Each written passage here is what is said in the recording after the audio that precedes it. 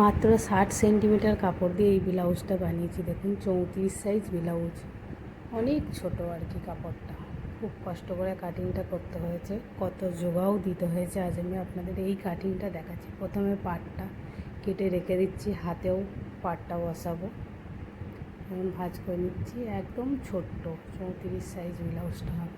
আমার লাইনিংগুলো কাটাই ছিল, সব বসিয়ে বসিয়ে কেটে নিচ্ছি। দেখুন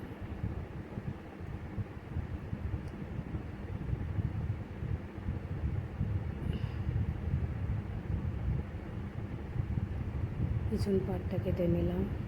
এবার হাতাগুলো কেটে নিচ্ছি, কারণ হাতাটায় যদি টান শর্ট হয়ে যায় কাপড়, তার জন্য হাতাটা আগে লম্বা করে ভাঁজ করে কেটে নিচ্ছি। দেখুন কেটে নিয়েছি হাতাটা।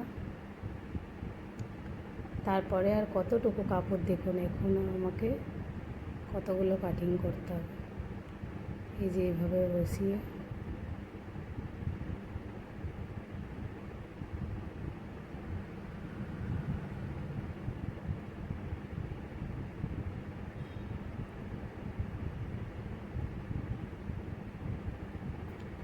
এভাবে বসিয়ে কেটে নিলাম দুটো পাটি। তারপরে দেখুন এগুলো আমাকে একটু জোগা লাগাতে হবে, না হলে সবগুলো আসবে না। ছোট ছোট টুকরোগুলো দিয়ে আমি একটু সেলাই করে, এটাও একটা পাট বেরোলো। এগুলো সব দেখুন আমি সেলাই করে নিয়েছি। সেলাই করে জোগা দিয়ে